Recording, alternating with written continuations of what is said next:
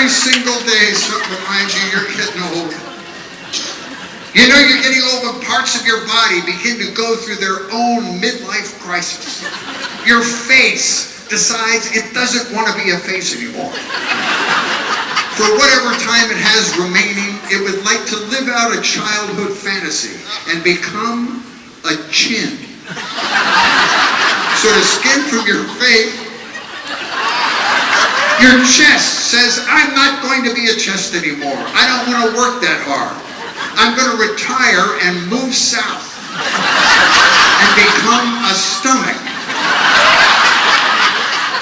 Your once tight athletic thighs give up, loosen their grip, ooze down your leg like tapioca as far as they can go toward the floor, re-solidify as swollen ankles.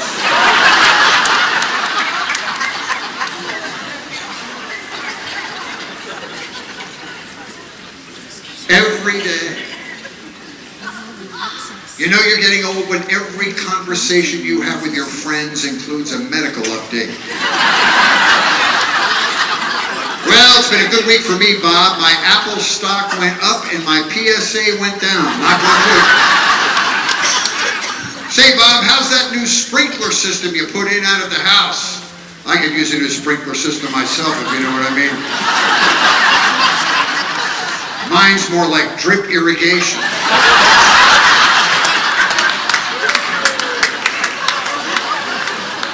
We are going to talk about this. We need to talk about this. That's a sign you're getting old when you have to visit doctors you've never had to visit before.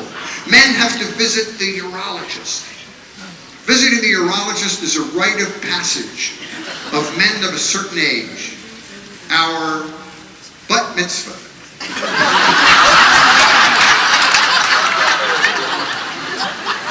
It's very scary the first time you go to the urologist.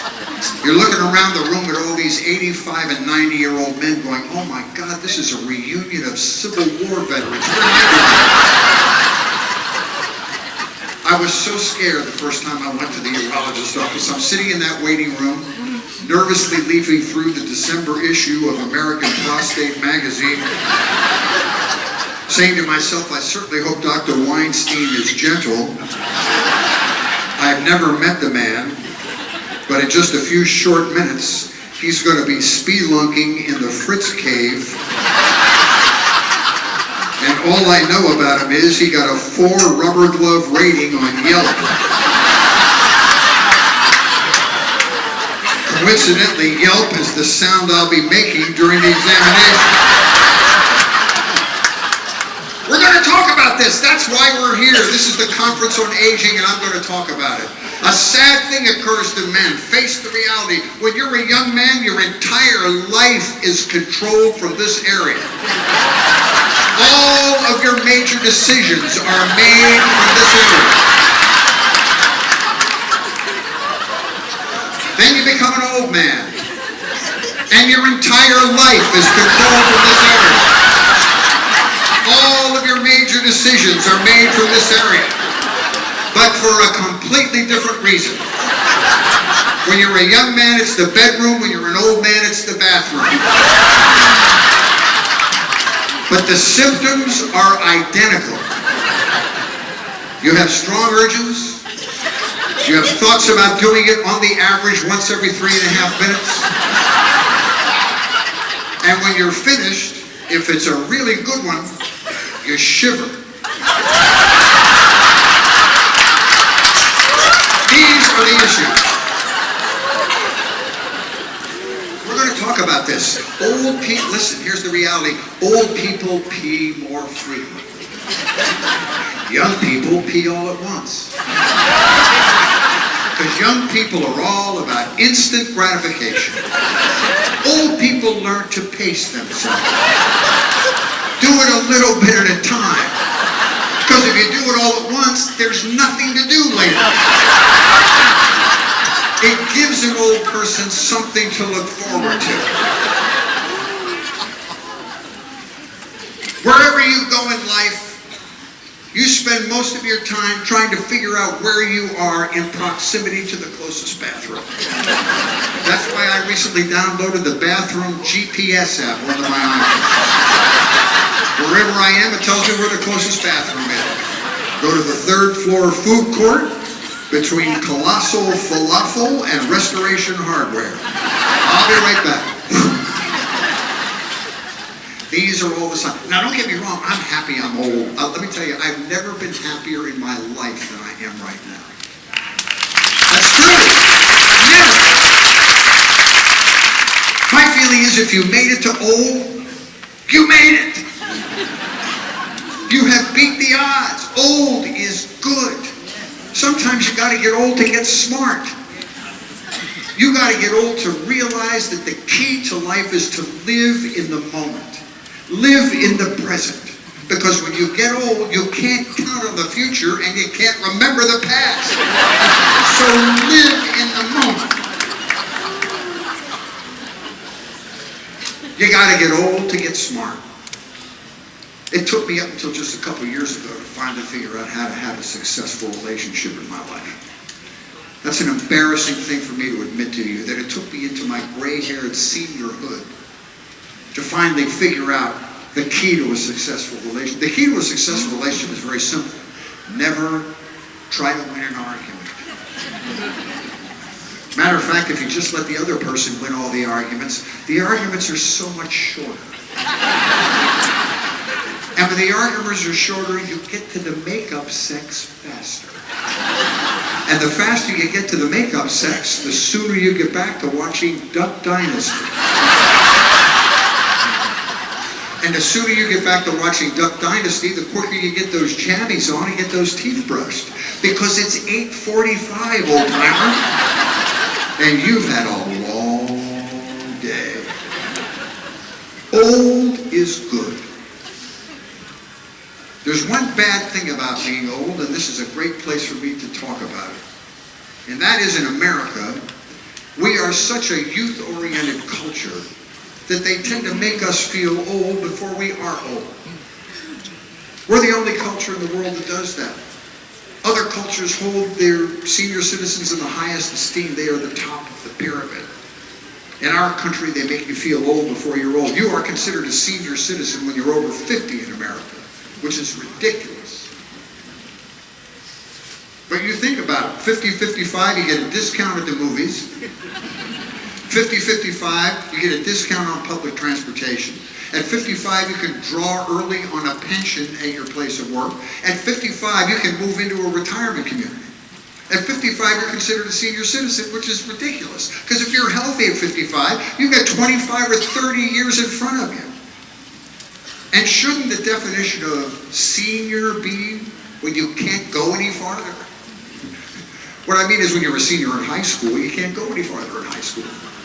So call me a senior citizen when I can't go any farther in life. When you see me eat with a bib and put tennis balls on the legs of my walker, then please refer to me as a senior citizen. But not at 55.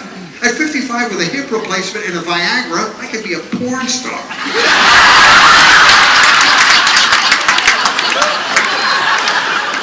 Get out of my way, somebody's going to get hurt.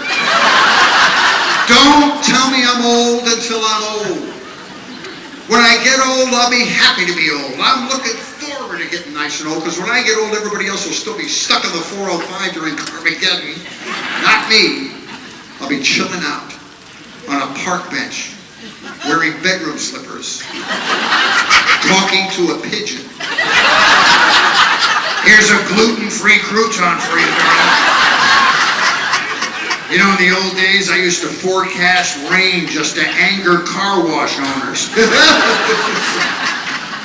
Don't tell me I'm old till I'm old. And when I get old, don't feel like you have to patronize me to make me feel better. I feel great. Don't patronize. Oh, Fritz, you're not old and gray. You're becoming the silver fox. Shut up. Oh, Fritz, those aren't age spots on your hand. That's just your tan imploding. Shut up. I'm fine. I am so happy to be the age I am today. And statistically, mathematically, I'm going to be old for a long time. We were talking about genetics earlier. One of the positive genes I got from my parents is longevity. People in my family, even those who try to pickle themselves with alcohol and cigarettes, tend to live a long time. I have a 95-year-old mom, still kicking butt and taking names. Has a scotch and water every afternoon at 5 o'clock straight up. People set their watches by it, doers and water, every afternoon. Attempts things that no 95-year-old person should ever attempt. Like corn on the cob. Now you would think if you made it to 95, the corn on the cob would just be a golden memory of youthful summers gone by. Not my mom. She's going to have her some corn on the cob.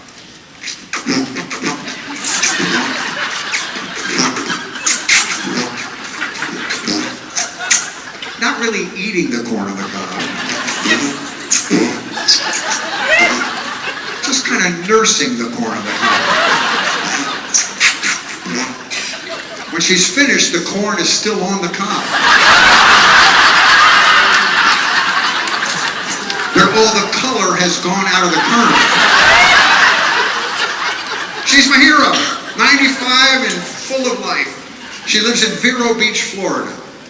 Moved there from Pennsylvania after my father retired, because that's what people from Pennsylvania do. They retire and they move to Florida.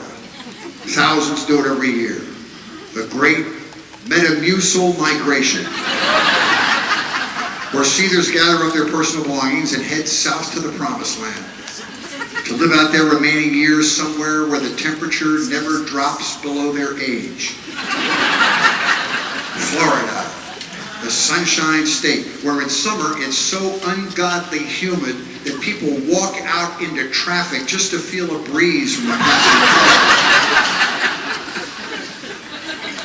My father's gone now, so my mom moved into this fancy retirement community they have all over Florida called the Royal Palm Estates for active seniors. Now, active senior doesn't mean she plays tennis 3 times a week. It just means she still has the mental capacity to inflict guilt from 3,000 miles away. Loves the Royal Palm Estates. Activities all day long for the residents down there. Honest to God, this is true. They even have senior pole dancing. Senior pole dancing, they don't use a pole. They do a sexy dance holding onto a bathtub safety handle.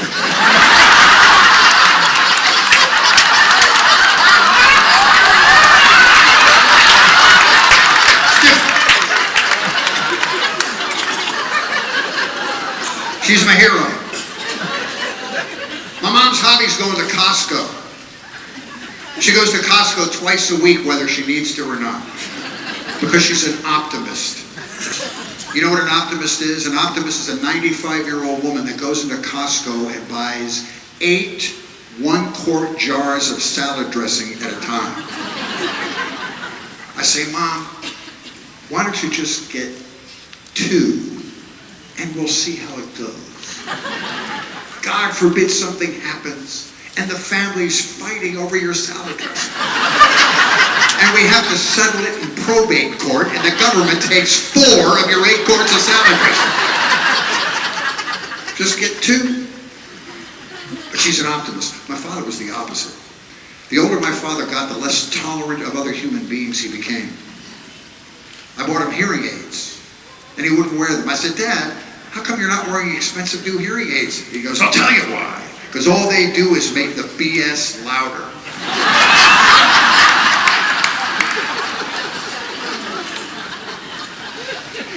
And this is the second part of my point. You know what made him cranky? Retiring too early. They made him feel less productive at a young age, and he just lost his sense of self. That's what happens. I'm never going to retire. Willingly.